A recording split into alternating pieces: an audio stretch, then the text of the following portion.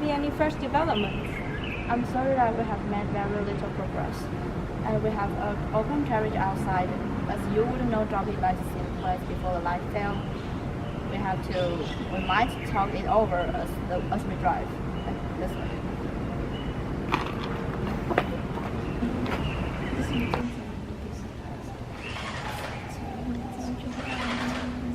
That is down pretty close around Fitzroy Simpson, and I believe myself that it is our man. At the same time, I recognize that the evidence is purely circumstantial, and that some new development may upset it. What about Straker's knife? We have quite come to the conclusion that he wouldn't himself in his phone. My friend Dr. Watson made that suggestion to me as we came down. If so, it would tell against this man Simpson. Undoubtedly, he has neither a knife nor a sign of a wood. The evidence against him is certainly very strong. He had a great interest in the disappearance of the favorite. He lied under suspicion of having poisoned the stable boy. He was undoubtedly out the storm. He was armed with a heavy stick, and his carbine was found in the dead man's hand. I really think we have enough to go before a jury. A clever counsel would tell it all to rags.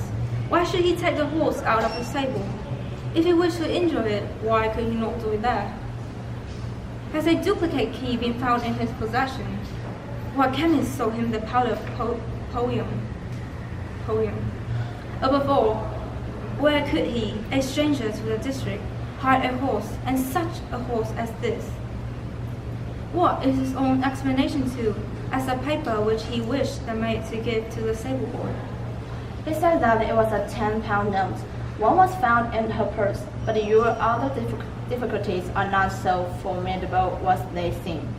He is not a stranger to the district. He has tried large at Tavistock in the summer. The opium is probably brought from London. The key, having served his purse, would be hurled away. The house may be in the bottom of one of the pit or old mine upon the moor. What does he say about the cravat? He acknowledged that it is his, and declared that he had lost it. But a new element has been introduced into the case which may account for his leading the horse from the stable.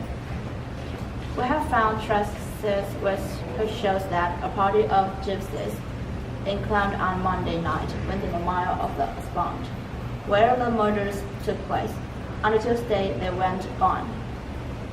Now, presuming that there was some understanding between Simpson and these gypsies, might he not have been leading the horse to them when he was overtaken?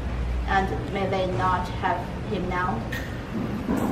It is certainly possible. The moor is very short for these gypsies. I have also examined every stable and outhouse in Tavistock, and for a radius of 10 miles. There is another trading stable quite close on the sun. Yes, and that is the factor which we must certainly not neglect. As Dallas wrote, their house was second in the betting. They have an interest in the disappearance of the favorite. Silas Brown, the trainer, is known to have large bets upon the event, and he was no friend to poor Straker. We have, however, examined the stables, and there is nothing to connect him with the affair. And nothing to connect this man Simpson with the interests of Mapleton stables? Nothing at all.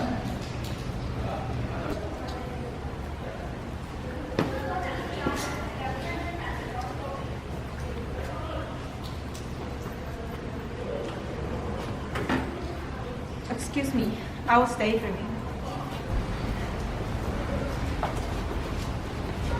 Perhaps you would prefer to go on to the scene of the crime, Mr. Holmes. I think that I should prefer to stay here a little and go to one or two questions of the details. Straker was brought back here, I presume. Yes, he right upstairs. The inquest is tomorrow. He has been in your service for some years, Colonel Law. Yes, I have always found him an excellent servant. I presume that you made an inventory of what you had in his pocket at the time of his death, Inspector. I have the things in that and supplement, but you would care to see them. I should be very glad.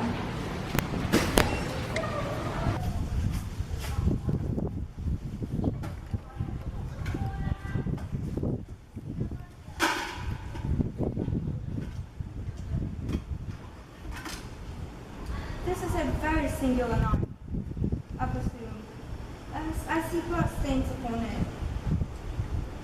That is the one which was found in a dead man's grasp. Watson, this knife is surely in your line. It is what we call cataract knife. Also, a very delicate blade to fight for very delicate people. A strange thing for a man to carry with him upon a rough expedition, especially as it would not shut in his pocket. The tip was guarded by a disc of rock which we found beside his body. His wife tells us that the knife had then opened the dressing table, and then he had picked it up as he left the room. It was a poor weapon, but perhaps the best that he could lay his hand on at the moment. Very possible. And what about these papers? 3 of them are receipted hay dealer's account. One of them is a letter of instruction from Colonel Ross. This other is a milliner's account for £37.50 made out by Madame Desher of Bond Street to William Derbyshire. Mrs. Stryker tells us that Derbyshire was a friend of her husband's, and that occasionally his letter will address him. Madame Derbyshire had somewhat expensive taste. 22 guineas is rather heavy for a single costume. However, there appears to be nothing more to learn, and we may go down to the scene of the crime. No message, but Mr. Holmes here come from London to help us, and we shall do that as possible. Surely I met you in Plymouth in a garden party, Mrs. Straker. No, sir, you are mistaken. Dear me, why?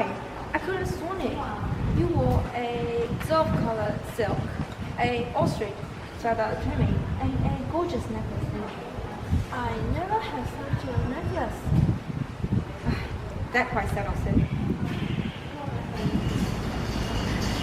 There's no wind that night, I understand. None but very heavy rain. In that case, the overcoat was not blown against the furze bush, but placed it there. Yes, it was laid across the bush. You fill me with interest. I perceive that the ground has been trampled up a good deal.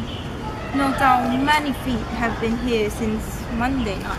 A piece of matting has been laid here at the site, and we have all stood up on it. Excellent. In this bag, I have one of those which Stryker wore, one of Cesar Doyle's shoes, and a case horseshoe of silver glass. My inspector, you surpass yourself.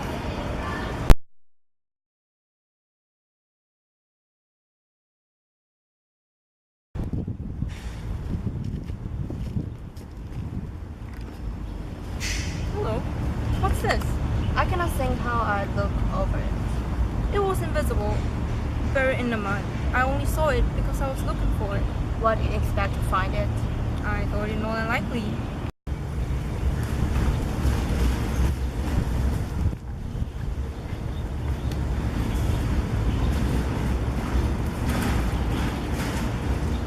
I'm afraid that there are no more tracks. I have examined the ground very carefully for 100 yards in each direction. Indeed. I should not have the impertinence to do it again after what you say. But I should like to take a little walk over the moor before it gets dark. That I may know my ground tomorrow. And I think that I shall put this horseshoe in my pocket to pull up.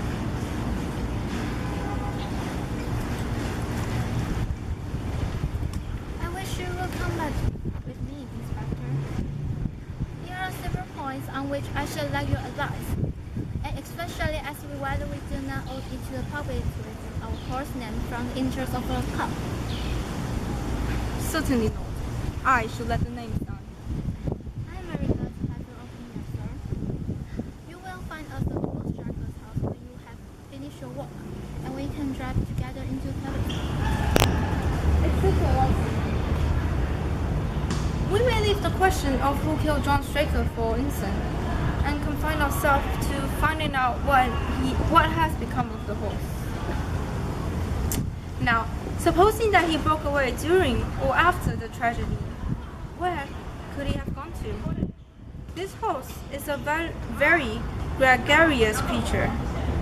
If left to himself in his instincts, would have been either to return to King's Island or over to Mapleton. Why should he run wild upon the moor?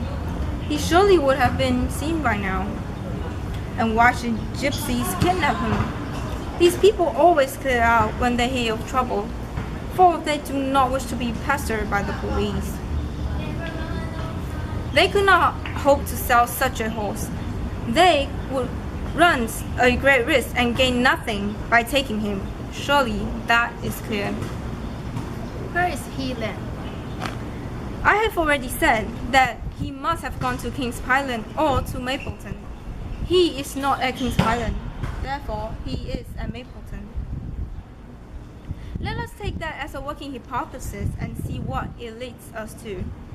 This part of the moor, as the inspector remarked, is very hard and dry. But it falls away towards Mapleton. As you can see from here, it is a long hollow over yonder, which must have been very wet on Monday night. If our supposition is correct, then the horse must have crossed that, and that is the point where we should look for his tracks.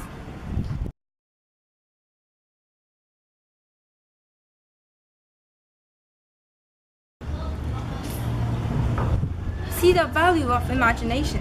It is the one quality which Gregory lacks.